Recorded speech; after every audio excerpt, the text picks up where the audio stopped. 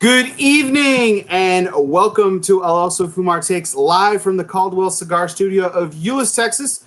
I'm your bear. I'm your bear. I'm your host, Barry Duplessis, as always. And I've been rusty, man. I haven't been in the studio for so long. It's been I can't even introduce myself. It's pretty bad. But it's so glad to have everyone back in our normal surrounding studios. As you probably know, I've been out traveling. I've been to Colorado. I have been to the Drew Estate Barn Smoker, where you got to see a live interview on site with Pedro Gomez of Drew Estate Cigars. And I did a little tour of the lobby at JC Newman Cigar Factory. Check out our YouTube channel for that. But tonight is our 77th take, and I'm so excited to welcome in our guest. But before that, we got to do a little bit of business, and this show would not exist without our wonderful and incredible group of sponsors, including Drew Estate. And they have a unique, wonderful partnership with Hoy de Nicaragua. And Hoy de Nicaragua has produced a Cuatro Cinco, which was originally released in 2013, but it immediately became one of the favorite amongst cigar smokers around the world. And it was dubbed one of Hoy de Nicaragua's true obras maestras. This summer, Hoy de Nicaragua and Drew Estate are making an exclusive and limited beautiful smoke for cigar lovers across America. Cuatro Cinco Belicoso Exclusivo Eventos, Drew Diplomat Retail Partners. This rare release of Cuatro Cinco will be unlimited, ultra limited to 2 boxes available for sale at Drew Diplomat events from June until the end of this year. So if you are a Cuatro Cinco fan and a Drew Estate event, get yourself over to an event and get one of these fine and ultra rare cigars. And if you are watching us tonight on YouTube, we really appreciate it as always. But know that you can also download this podcast wherever you listen to podcasting, such as Apple Podcasts, Google Play, Spotify, TuneIn, Podbean, or wherever you listen to podcasts. We really appreciate that. And you are listening exclusively because of Cornelius and Anthony Premium Cigars. Cornelius and Anthony Premium Cigars is steeped in tobacco tradition. For over 150 years, the Bailey family has been a part of America's tobacco heritage, passionately caring for the land they cultivate in Keysville, Virginia. Cornelius and Anthony's devotion to the finest grown tobacco and foremost aspects of craftsmanship allows them to introduce the most exquisite cigars to the market. We invite you to enjoy their portfolio of premium hand-rolled cigars and experience their dedication to producing an exceptional product. So without further ado, it's my pleasure to welcome our guest on our 77th take. I can't believe I've done 77 of these. This is unbelievable. And I'm so excited to welcome in our guest of honor tonight, Mr. Brady Hayek of Jeremy Jack Cigars. Brady, how you doing tonight? Great, Bear. How you doing? And congrats on 77 episodes, bud. Thank you. And it's been a fantastic, fun road. I get to talk to amazing people like you, Brady, and I'm not just sucking up to my guests there. And it's been a fantastic ride. But thank you very much for those thanks. And it's all thanks to great people like you and the wonderful things that we are smoking tonight, including this cigar that I'm about to light up. I've been talking about lighting it up. I'm just going to go ahead and do it because I'm really stoked for this. This is a new release from last year's IPCPR. 2019's IPCPR is creeping up on us faster than you can say go. But this is from last year's release, your Salchichas. Salchichas, yes, sir. So really stoked about this particular cigar. You're obviously lit up already too. So what are you smoking tonight? I'm smoking the JJ23, which is Nicaraguan binder filler wrapped in San Andreas. And that is actually my favorite blend of yours. But I might change my mind here in a few minutes because this is my first Salchichas. So really, when you came up with the JJ23, was there something in particular in mind, or were you just trying to fill a gap in the portfolio? Was there something that you were truly trying to fill? Because I think it's one of your go-tos in your portfolio, right? It is. It's my first. So when we talk about filling the portfolio, we were just trying to put something in the portfolio. So that is the first out of several years of trying to find the right home and the right blends that we decided to bring to market. And so it's still my favorite and my first. So but we wanted something Nicaraguan, something that was a little sweet and a little bit of spice. So that's kind of how we came up with this guy. It's a really, really solid blend that's got really great balance to it. There's sweetness, there's spice, obviously. It has body, but it's not over the top, you know. Yeah. And it's just a cigar that I really, really have had the opportunity to smoke it and a few times, and I've really enjoyed it. And if I'm ever in a shop outside of the area and everything that carries Jeremy Jack, I see that, I try to grab a couple because they're just really stellar cigars. I really enjoy them. But speaking of Nicaragua, obviously the majority of your portfolio is manufactured at everything that's on the market currently is manufactured from Aganorsa Leaf, who had a tremendous year. Yeah. Very critically acclaimed, went through an entire rebranding process, extremely popular products. Brands like yourself that aren't directly associated with Aganorsa Leaf but are manufactured there had amazing years as well, just like Jeremy Jack Cigars. So my first question to you, Brady, is when you're associated with someone who's having so much success, you know, that's not directly correlated to you, but you know, is obviously having your own success in their own mind. Are there challenges to operating within that relationship? Are there pluses? Are there minuses? How does that dichotomy work? Yeah, well, obviously they had a huge year, and I think they needed that rebrand, and I'm so happy for them because everything there that they've done, I think, is awesome and reflects well. I think it's received well for sure. But as far as challenges, I think it's more advantageous. You know, just I'm happy to have a home there, and you know, Eduardo and Max and the gang have always been really great to me, and I feel lucky to have access to them and the tobacco. Obviously, I'm a very, very small cigar maker, so that might be the only disadvantage, but I don't really see it as one. But overall, just happy to be there and lucky. We're gonna get a little bit into your backstory here in just a few minutes here, Brady. But I wanted to touch on that point immediately because it's interesting that because there are a lot of other brands that are also getting manufactured there, including the products associated with Aganorsa Leaf directly. Yeah. And what I find extremely interesting is the fact that Aganorsa Leaf has this foundation of being built on their leaf. Their new slogan is "Their leaf is their strength." You use that tobacco in your cigars, and so. But to me, I find it incredible because I can smoke Jeremy Jack and I can go and smoke Aganorsa, and then I can go and smoke Illusione, and I have had 3 absolutely unique cigars made with the same tobacco. Did you feel that was that a draw for you as you were kind of looking and exploring for opportunities to partner when you got into this business?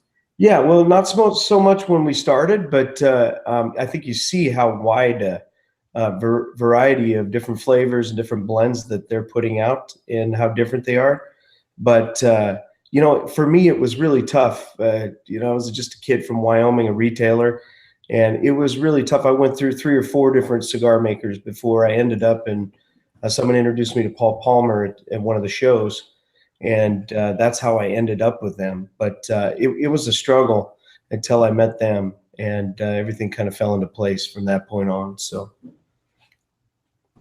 I feel like that's kind of been the story for some other folks that also have kind of been in your shoes. Is that Paul Palmer, Max, and Eduardo, and now Terrence, who's doing some great work for them, kind of welcome everybody in a very unique way and allow you to operate independently, but still give you their resources and their tutelage, which is. Can be incredibly valuable. Yeah, that's for sure. Really the big reason why I wanted to bring you on around this time of year, Brady, is like you and I had the opportunity to meet at last year's IPCPR for the first time, and I was really excited. I was referred over to you by someone who's had a couple of folks who were actually more than a couple of folks, to be honest. It was like I was like asking around, like what's somebody I need to check out? What's a brand that I haven't heard of? And so your Jeremy Jack Cigars came up quite a bit in conversation with other cigar media, other guys in the business, other manufacturers, and it was something that my partner Cigar CoOp wanted to check out as well because he had missed you your first year in 2017, and so we wanted to make a point to get over to your booth, and it was wonderful to meet you, and I was immediately impressed by all the cigars and by the story that you guys, the story that is the foundation of your company, which we'll get into in just a minute. But 2019 IPCPR, as I mentioned just a moment ago, is coming up here in just a few weeks. Yeah. Which is why I appreciate more than ever the amount of time that you're giving me tonight. So thank you again. Yeah, absolutely. But with this year's show, this will be your third show. There's kind of this unwritten rule in the cigar industry that when you make it to 5 trade shows, you've quote unquote made it. Yeah. As you're more than halfway to that goal now, is there anything that you feel that you're doing with Jeremy Jack Cigars to take yourself to that 5th year and beyond to make this a brand that is here to stay? Well, first of all, I didn't know about that unwritten rule, but I just am thankful that this will be our 3rd show and we keep growing every year.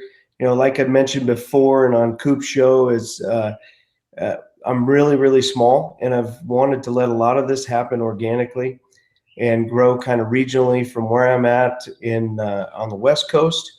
And it's slowly doing that, and I'm happy with it. You know, we're working with a broker, so we hope good things will finally come out of that. But I am a very small a maker, and I don't have a lot of staff and the resources, the national salespeople and stuff like that. So it's been a bit of a challenge on how you grow smartly and slowly. So we're working that out, and I think the show's been a huge benefit for that because you get such great exposure nationwide. So looking forward to the 3rd. I hope we're there on the 5th, and but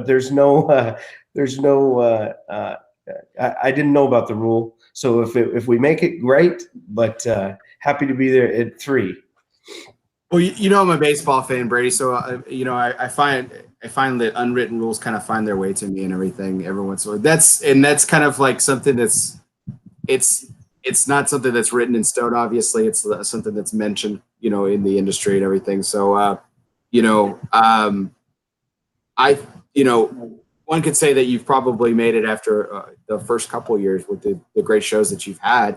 And you've got a great show planned coming up for 2019 as well. We've talked a lot about Aganorsa Leaf, but you've got some new projects coming out that are a little bit different. Yeah, we do. I wanted to kind of head just a different direction, not letting go of any of the Aganorsa and the Nicaraguan tobacco, but I just wanted to experiment with some other tobaccos.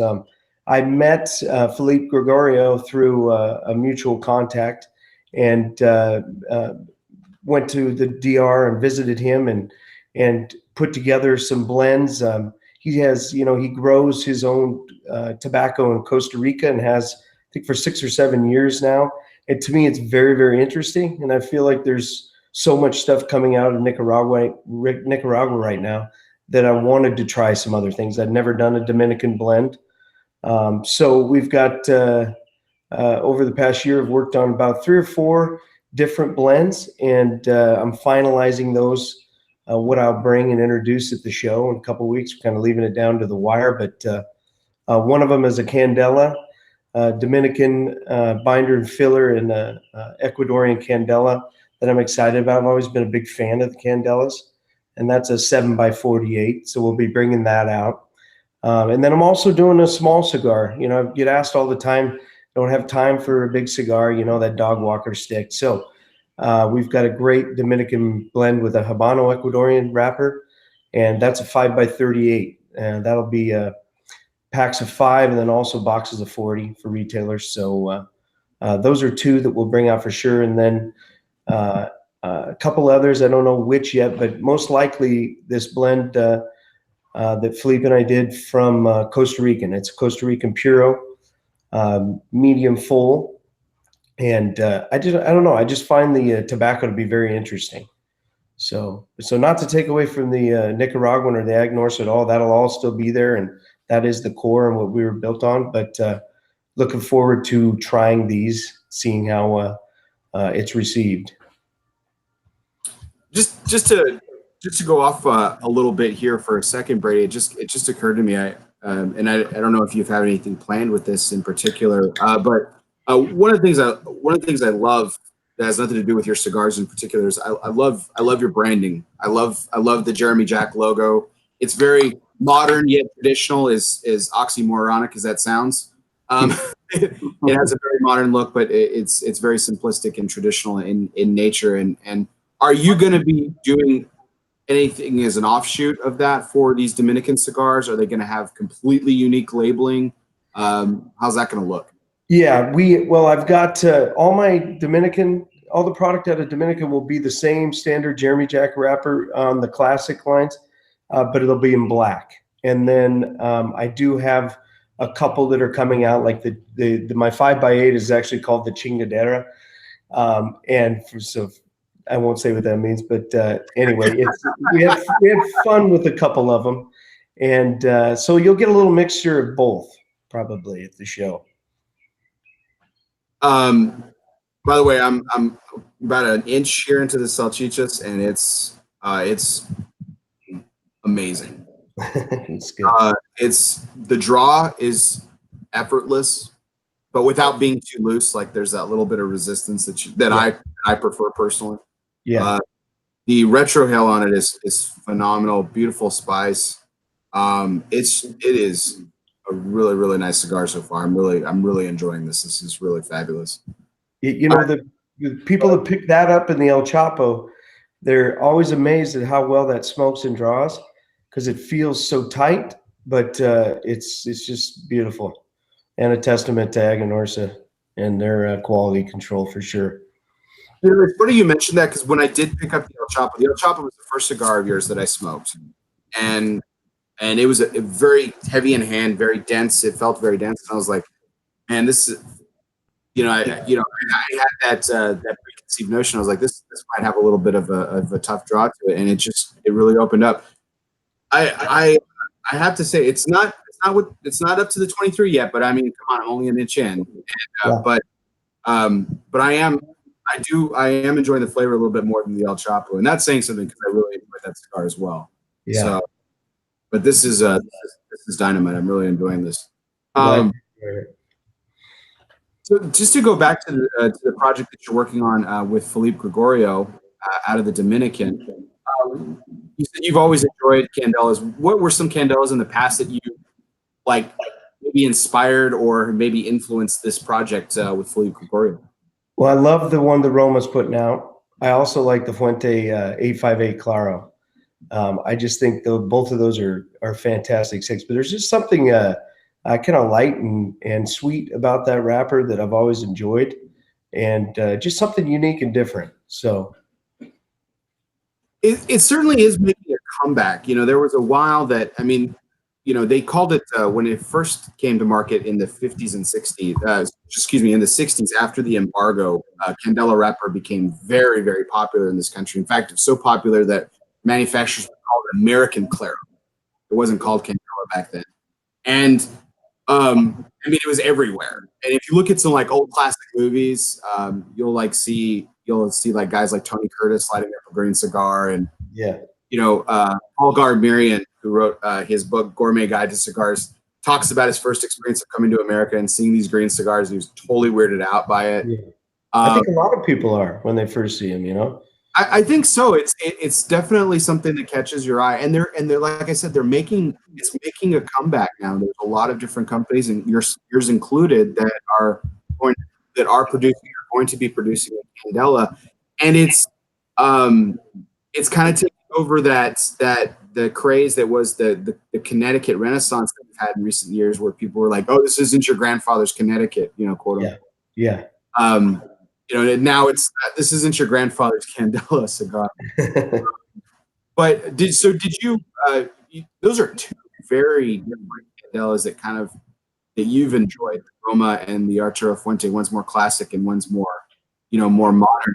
Did you want to find a balance between the two, or did you want to just put your own twist and staple on it? Yeah, I think mine would lean a little bit more towards the Fuente because it's just out of the DR. But I love both of those sticks, and but it's definitely not a medium full. It's a good medium, so you're not going to get that strength for those guys that really want to kick. But you are developing another project that is medium full coming out of the Dominican. But do you want to share a little bit about that as well?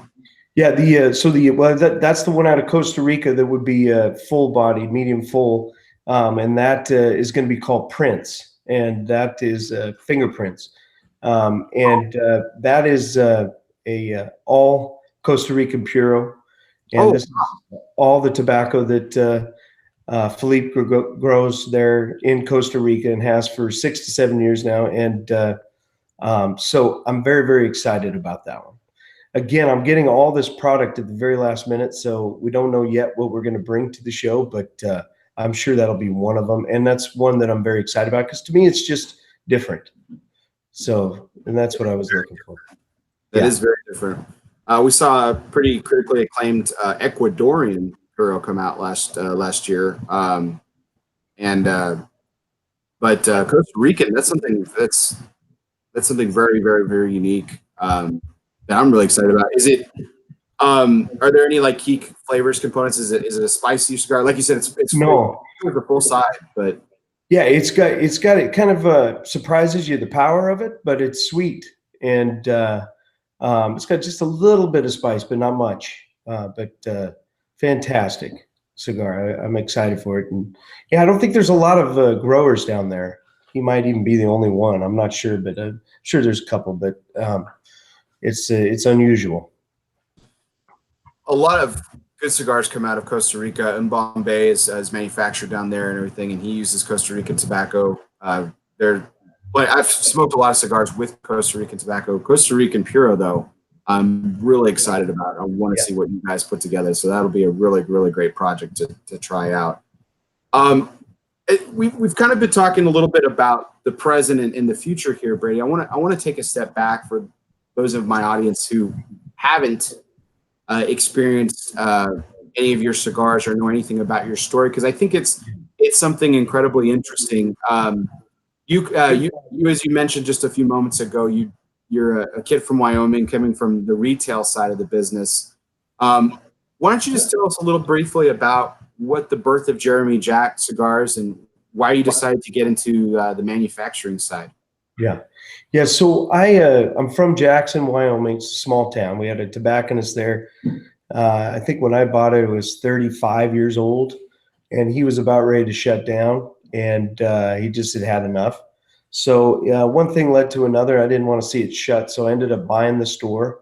And then I got into that's about the time when you saw a lot of shop cigars, shop blends. And so we started with that, but then I thought, no, we wanted to do something a little bit different and try to make a little bit more out of it. And this was my father and I's, what we loved to do when we were together, and he passed. And so I thought what a nice thing to do would be to continue his legacy and create a brand in his name. So Jeremy and Jack were his first and middle names. And so that's how the line gets its name, and that's how it kind of started. And then from there, like I'd mentioned, it took several years. We went through several different manufacturers, and finally ended up at Aganorsa. It's it's something I love about this business. Tribute is something that you see throughout, that's interwoven throughout this business. And so for you to honor your father this way is something that I just truly think is awesome. What do you think you would think about the cigars that I'm sure that the first few that you manufactured were definitely something in his wheelhouse, something that like, but as you were expanding and growing the portfolio, expanding into different countries, what do you think he would have thought about that? I think he would love it. He likes a lighter cigar, so I think he'd be smoking the JJ14 with the Ecuadorian Connecticut. But I think he'd try them all, and he'd be he'd be psyched. And much like Drew Estate, I think my dad would be at every show with me if he were still here, for sure. You know, it was just kind of our thing to do. So our time. So good memories. Fantastic. So when you first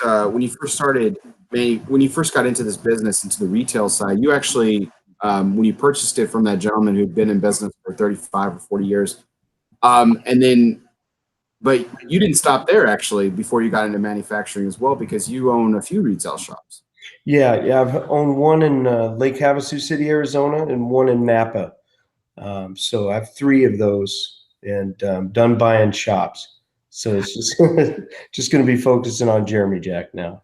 Well, 3 amazing locations. Yeah, amazing locations, and Napa is where California is where you call home now. I'm in Southern California, and that's where I call home. I've been here about 10, 11 years now, out of Wyoming. And something else that I found interesting, because Coop and I found this out together on our time that we interviewed you, but your background is in politics. Correct. Yeah, I went to school in Wyoming and left to go work for a senator from Wyoming on Capitol Hill, and I spent about 7 years on Capitol Hill, and finished school out there before coming back to Wyoming. So took a little segue there, but happy to be out of that. I was going to say you survived. You know, and I was there during the glory years, Bear. It was a fun time when I worked on Capitol Hill, and great memories. But I'm glad I'm not there now. That's for sure. Yes, definitely a different environment. It is now probably than a decade ago or so when you called it home. So I guess that answers my question. If you missed it at all or not, is there anything about it that you miss? I miss the people. I met so many great people there, and learned a great deal. I learned more working for that member every day than I did at college. That's for sure. It was a good learning, good education, and also an eye opener. And so I miss the people, but I'm happy where I'm at now. You know, the people is something that I hear almost every person I talk to in this industry. You know, I ask, like, you know, in the conversation it comes up, like, what's your biggest influence? Like, what's your favorite part of the industry? And the people is a topic that often comes up. Do you kind of agree with that sentiment? Absolutely. And as Jeremy Jack grows, I love meeting the new retailers and developing those relationships. For me, that's what it's all about. And that's fun. I love it. And I love visiting them. And but it's all about the people, in my opinion, you know, and the memories and the conversations. And so absolutely. Now, as you mentioned, you're prominently focused on the West Coast. As everyone knows, I'm here in Texas. How many states are you? Do you actually have? You actually have shelf space in? I think we're in about 10 states now, if I remember right. So slowly growing. And yeah, we you know, we had a shop in Missouri, and we're in Texas, Chicago. So we're slowly growing out of the West Coast, but that's kind of how it all started. And because I'm so small and don't have that sales staff, that was kind of the intention, is just to grow from Southern California. And then also, of course, we have a presence in Wyoming in that area. So we were in some shops in Colorado, but yeah, we're slowly getting out there. Have you done a lot of events at these retailers? Have you gotten up to that level yet, or are you just slowly building the business, as you've said? Yeah, I've done several events, and I always offer to do that for retailers if they want me to come. And so absolutely, I enjoy those. Can you I know it's kind of hard to pick one, but can you pick up a favorite event that you enjoyed? You're going to get me in trouble. I love all of them. I love all of them. Of course. You are the ex-politician. I'll tell you a couple stories. Yeah, exactly. I could never pick one, but I always love seeing the guys at in Fuego and in Vegas. They're fantastic and a good group of people. And, I've got a guy that just opened a shop in Golden, Colorado, or Parker, Colorado, and called Slow Burn Cigars. And went up there for an event. Just fantastic people. It's just one of those nights where, like, everyone you met, you're like, oh my God, I could be friends with these people. But I love them all, and of course at my shops too. So I couldn't pick one there. Exactly. So I know I follow you a lot on social media, Brady, and I noticed that you do. Like I've been doing the last few weeks, you like to travel, it looks like, here and there in between, working really hard on your brand and your businesses. Yeah. Is there a place around the world that I won't say your favorite place, but your favorite place outside the United States to smoke a cigar? Yes. So I had the opportunity. I've been to Norway twice, and I was there last year. I think it was last year, and we had a guy that worked for the Norwegian search and rescue that was able to take us on a boat out into the famous Troll Fjord. And it's, they have all the fjords in Norway. And this is one of the most famous. They just filmed that Matt Damon movie there right before we were there. But he let us go up there and set up a little picnic for us. We ate whale and smoked a cigar and had box wine. So that was a fantastic experience, all except for the whale. I'm not a big whale guy, but that was a fantastic area to smoke a cigar.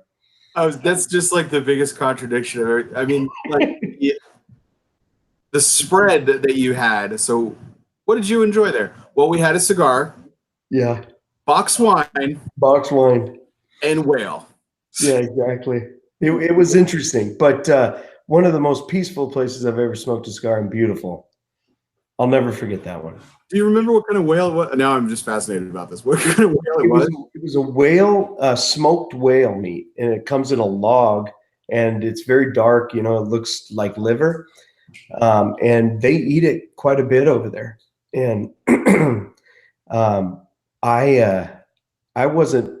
I mean, it tastes like jerky, but it's got a little fishy flavor to it. It's worth trying, but I wouldn't go out of my way to have a whale steak, that's for sure. I would imagine that it would be really fatty coming from whale. Whale has so much blubber and everything.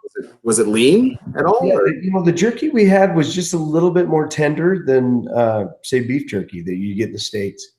But it's visually it just looks very different. Like blood sausage, only blood sausage is fantastic, but it was very dark. Yeah. So it was interesting for sure. With the salchichas and smoked whale and everything, are you an adventurous eater by nature, or is it this that just happened to be? Yeah, I always have been, and I just love to try everything and learn as much as I can, no matter where I'm at. So I'm not afraid to try anything once, but yeah. So yeah, I am for sure. What's another weird dish that you really enjoyed? Like you said, you weren't the biggest whale fan, but what's something that's kind of out there that you were like, man, this is amazing. I would eat this again. Yeah. Well, I don't know if you've ever heard of a restaurant in Copenhagen called Noma. Have you ever heard of Noma? I actually have. Yeah, I watched way too much Food Network television. So we were able to get a table there and eat, and that guy has been voted the best chef in the world 2 years, I think, in a row, or 2 times. But he has a very unique. We were there during vegetable season, so everything we ate, there was no meat whatsoever, fish, chicken, anything like that.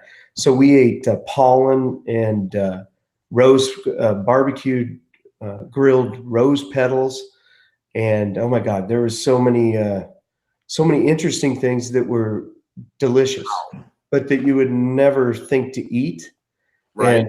And I would never order off a menu, but that was definitely a once in a lifetime experience. I wouldn't rush back for vegetable season, but he also does game season and another one, I think fish season or something. So. Do you spend a lot of time in the Nordic region? Is that some place you like to travel a lot to? You said you like Norway. Yeah, I've been there twice, and I would go back tomorrow if I could take the time off. For me, I don't know. I was raised in the mountains, so it's a very similar, and I just love it there. It's a very clean country, and the people are fantastic. And it's one of the most beautiful places I've ever been. I highly encourage everybody to go to Norway. But yeah, I think it reminds me of home. So it's not a country you hear a lot about. Most people are, there's a lot of, favorite vacation spots out there, but I think Norway is probably one of the more unique answers I've ever heard to a question like that. There's zero cigar smoking there, at least in the areas I traveled. You definitely got to bring your own cigars. So I guess that's one negative. It's just there, but it just goes to show you that nothing's perfect. So yeah, exactly. Cigars, so. Hey, I got a baseball story I want to tell you since you're a big fan. I was at the Padres game today, and there was a game delay for bees. You ever heard of that? I actually have. I've seen delays for bees, and I wasn't in the stadium or anything like that. But yeah, I've heard that before. So so did you have to leave your seat or what? Yeah, we were right behind home plate, and the pitcher, there was like 20,000 bees swarming around the pitcher's mound. Oh my God. Then they all moved over just to the right of where we were sitting, behind first and a little before that, between first and home plate. And for some reason, they landed on one of the cameras, and there was just thousands. So they had to clear out the stands there. But I was like, I'd never seen that before. Everyone was like, "Wow, it's pretty crazy." It's the baseball season is long enough, and its history is long enough as well to where you see just about everything. I mean, game delays for when Randy Johnson struck that bird, basically blew it up. Bees, fans of course running into stands, stuff like that, and then of course the really annoying rain delay. How long was the game delayed for? I bet 20 to 30 minutes. And the weird thing was they came out and killed him. Yes, that was a little people in the stands were not so psyched about that. But yeah, they vacuumed him up and sprayed something on him. But that was a first. It's unbelievable. So Brady, I always like to conclude again, thank you so much for your time tonight. Really, really appreciate it. Really excited about the projects that are coming out of the Dominican with Felipe Gregorio. And of course, your amazing core products that you've brought to market the last couple of years. But I always like to end the interview with what I call a curveball, the curveball segment, which is not really a curveball because it's usually a softball that I throw up. It's just a fun question. Yeah. So we've talked a little bit about food tonight and dinners and memorable meals and everything. So what I would like to ask you is if you could have a cigar dinner with a menu of your choice. So we won't talk about the food, but I want to talk about the guests. So if you could choose one person living and one person that's since passed away, and it could be anyone, celebrity, not whatever. Who would Brady Hayek break bread with? Holy cow. Well, one for sure would be my father. Love to have him. How many people are coming to this dinner? I think it'd be fun to have my father back. But that's a tough question, buddy. Maybe you bring Trump to that dinner because he'd be entertaining. And maybe Fidel. How about that lineup? Oh my gosh. That would be interesting for sure. You might actually be able to sell some tickets to that. Yeah, that would be a fun one for sure. That's a tough question, buddy. My dad for sure, though. What would your dad think sitting between those two historic figures? He'd probably think that. Well, I think he would enjoy it. He'd probably think the same thing that most people think, that Trump's antics are a baboon, but he's doing well. And let's hope he does well for the cigar industry. That's for sure. That's what we're certainly all hoping for. Yeah. Absolutely. Well, Brady, again, thank you so much for your time tonight. I really, really appreciate it, especially this close to the show. I'm anxious to see you at the booth again this year and take a look at these projects that we talked about tonight. It'll be fantastic, and really excited about the brand of Jeremy Jack expanding and going into new production countries, and then hopefully expanding into new markets as well. So really excited for you. Thank you very much, Baron. Congrats again on 77 shows. Absolutely. This has been an awesome ride. And again, it's all thanks to amazing people like you tonight. So we really appreciate it. As we close out our show, we really want to thank our guest of honor, Brady Hayek, for joining us tonight. And if you are listening at a later date via anywhere you listen to podcasts, Apple Podcasts, Google Play, Podbeans, TuneIn, or Spotify, you are listening to us exclusively because of Cornelius and Anthony Premium Cigars. And as always, our studio is sponsored by Caldwell Cigars. Caldwell Cigars. If you're not running with us, then run away from us is their slogan. And when they were created in 2014, they had a very simple agenda: to create special cigars using well-aged and rare tobaccos to enjoy the hell out of what they're doing. They're in business their business is built on friendship and fun, and their goals will always be creation, innovation, and ambition. So Caldwell Cigars is proud sponsor of the Caldwell Cigar Studios here in Euless, Texas. And we really appreciate everybody out there. Thank you for all your likes, shares. Don't forget to subscribe, download, leave a review.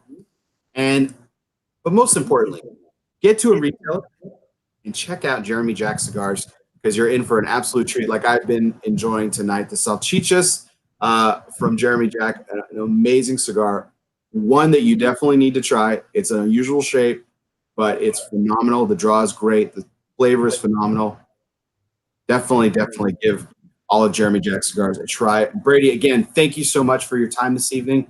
I thank everyone for listening and watching. And as always, everybody, I'm Bear Duplessis from the Caldwell Cigar Studios of Euless, Texas. This was our 77th take. We appreciate it. Guess what? See you next time.